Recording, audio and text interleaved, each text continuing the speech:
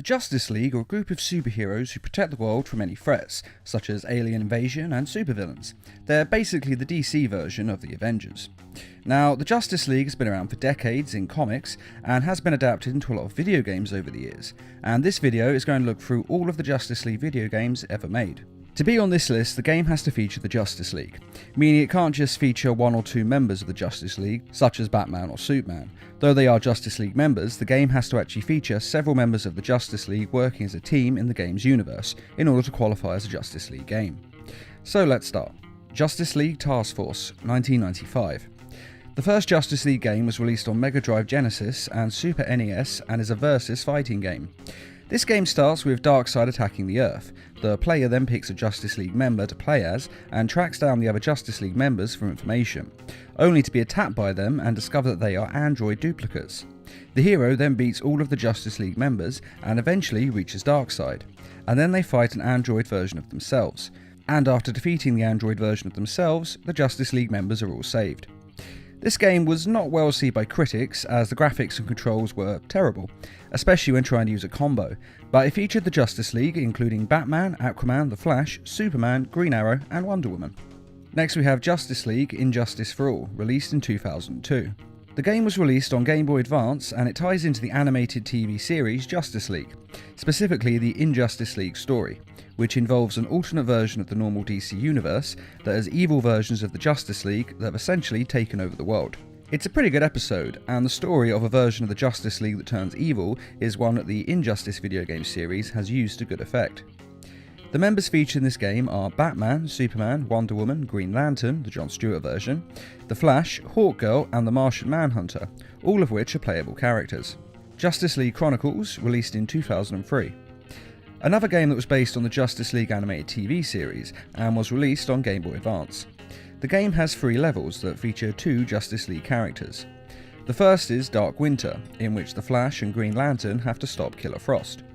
The second is Trial in Ape City, and sees Gorilla Grodd using the Amazo android to frame the Justice League and features Batman and Hawkgirl. For those who don't know, the Amazo android can mimic the powers of metahumans, and it has all the powers of the Justice League members, hence how Gorilla Grodd is able to use it to frame the Justice League. And the third level is Savage Time, and sees history change so the Nazis win the Second World War, and has the playable characters Martian Manhunter, Superman and Wonder Woman, making it the only level with 3 characters. This level of the game lends heavily from the Justice League TV series, as the series has 3 episodes that show Vandal Savage going back in time to replace Hitler as the head of the Nazis and take over the world. Which is actually a pretty good idea for a video game, and it'd be great if they could take the idea and make a new video game out of it now. Justice League Heroes, released in 2006. This was a game released on Xbox, PS2, PlayStation Portable and Nintendo DC, where you played as 2 members of the Justice League at a time and was a single or 2-player game. It was an alright game, though the gameplay was a little simple and not very unique for each character, at least in my opinion.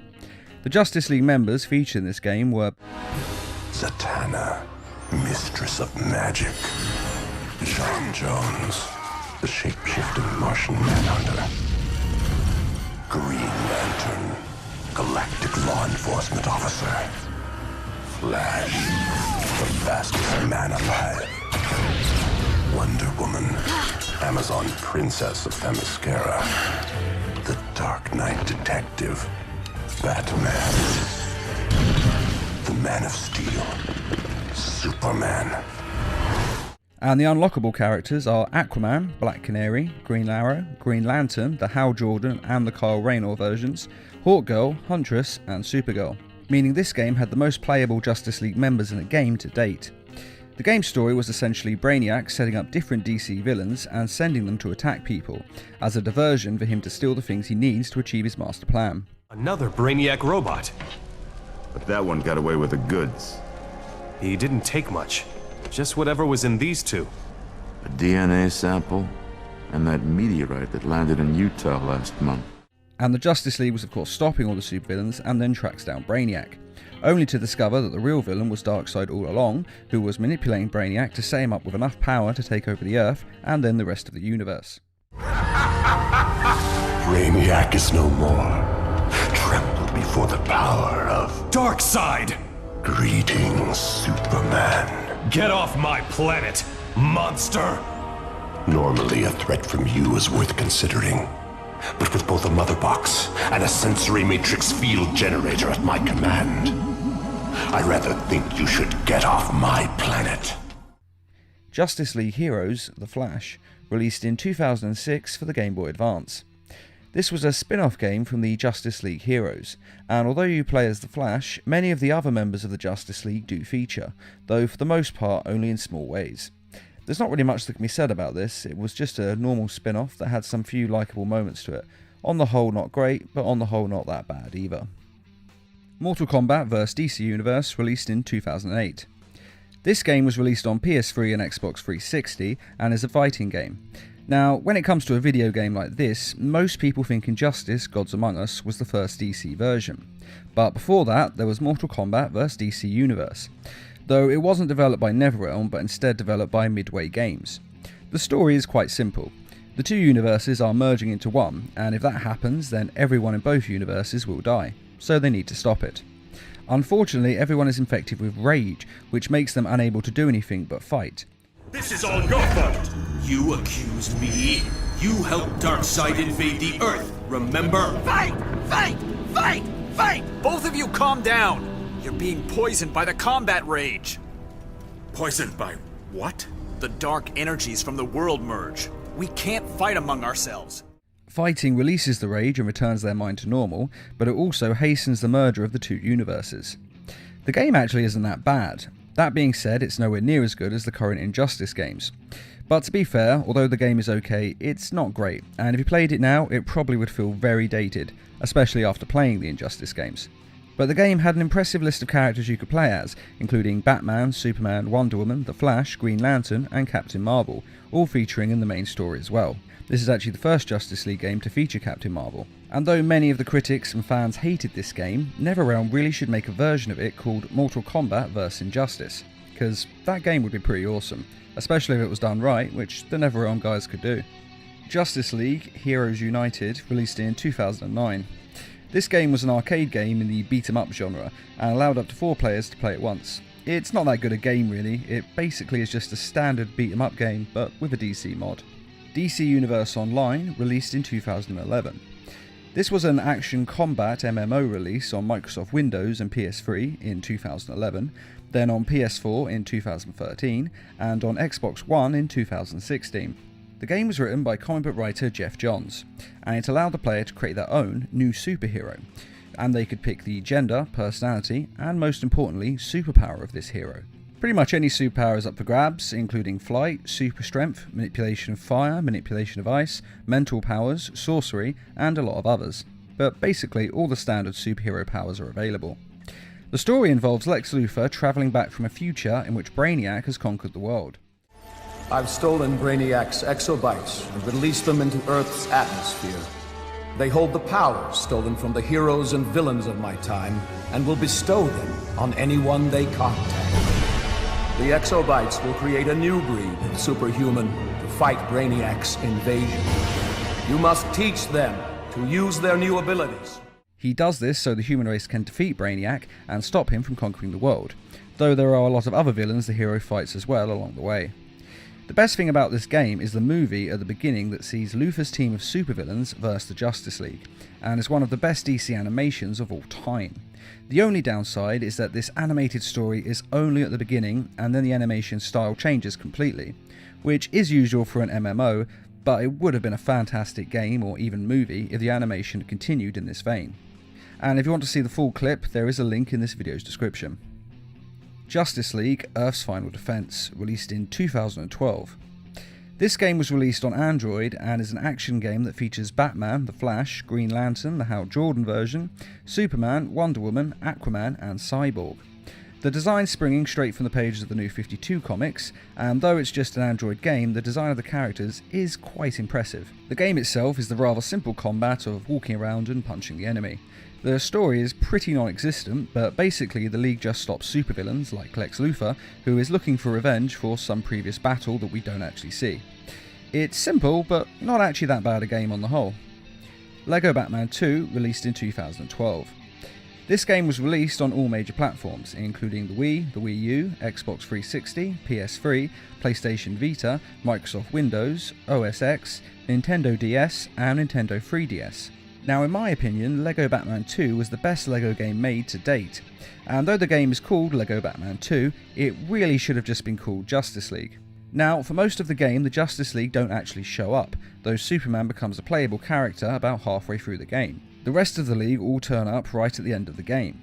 The members featured are Batman, Superman, The Flash, Cyborg, Wonder Woman, and Green Lantern, the Hal Jordan version. And all of them have their own unique superpowers that are the same ones they have in the comics, which may not sound like much, but so far a lot of these games didn't actually feature any of these superheroes' superpowers, so it's really good to see them all having their comic book superpowers.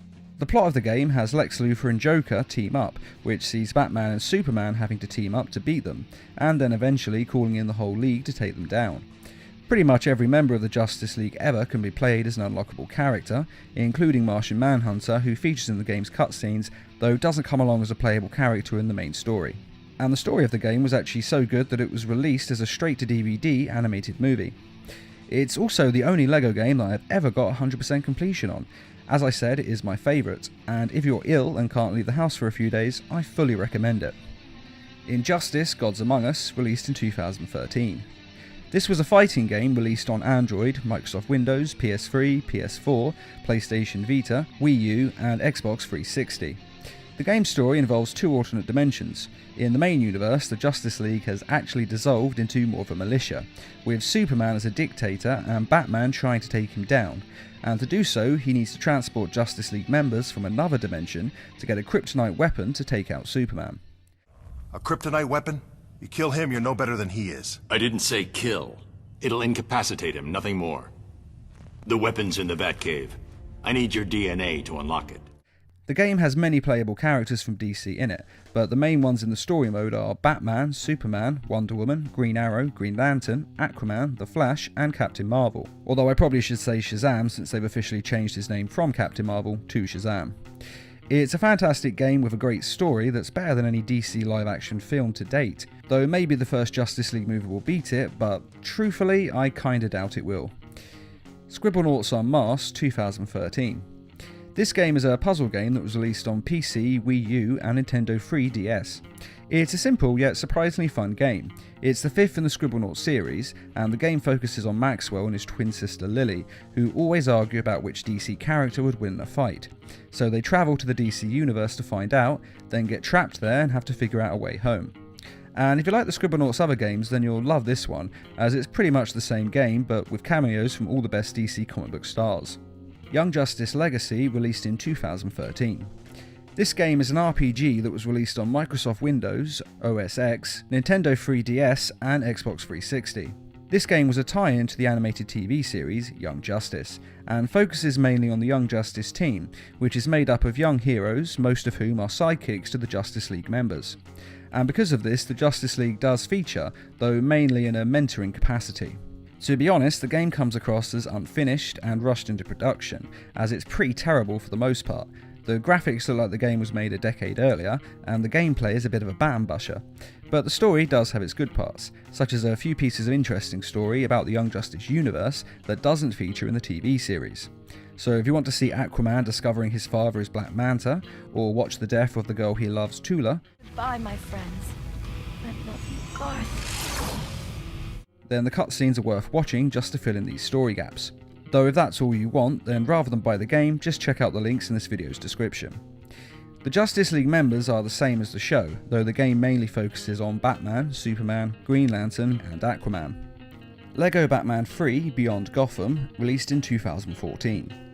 This game is an action-adventure game that was released on Android, Microsoft Windows, OS X, PS3, PS4, PlayStation Vita, the Wii U, Xbox 360, and Xbox One. As I said, the second LEGO Batman game might as well have been called the LEGO Justice League game, but the third one, well, that was all about the Justice League. Batman is the focus at the start for a couple of levels, but for the rest of the game you follow the story of the rest of the Justice League, and play as all the other Justice League members. The game features nearly every Justice League member ever, but the story mainly revolves around the members Batman, Superman, Wonder Woman, Martian Manhunter, Green Lantern, The Flash, and Cyborg. The game is pretty good, but it basically is a Lego game, and let's be honest, if you've played one, you've pretty much played them all. They don't change that much. There are a few updates every now and then, but you only need to play one every 5 years to really keep up to date. But playing the game is still fun, and the story of the game is pretty entertaining, though a lot of critics slated it for having Kevin Smith and Conan O'Brien guest star for no reason. Or at least no reason in the game world. After all, in the real world they're famous, and were obviously in the game to help promote and sell it.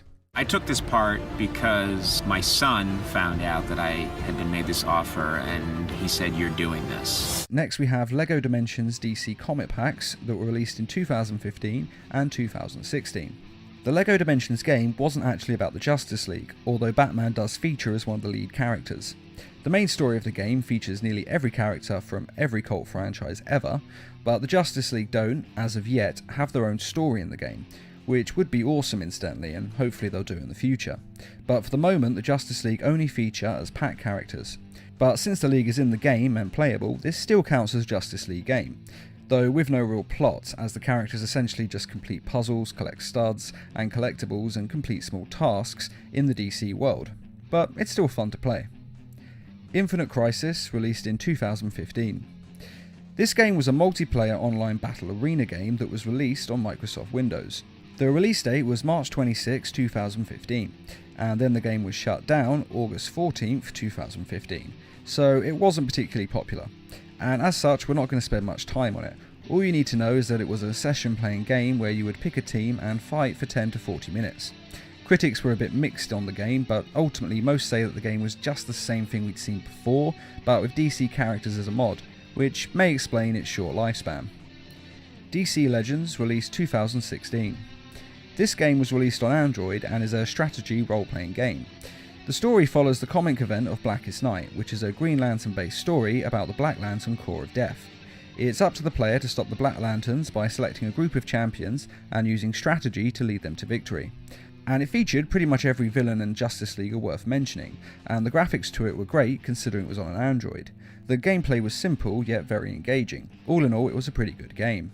Next we have the LEGO Dimensions again, this time for the LEGO Batman movie tie-in game, which was released in 2017.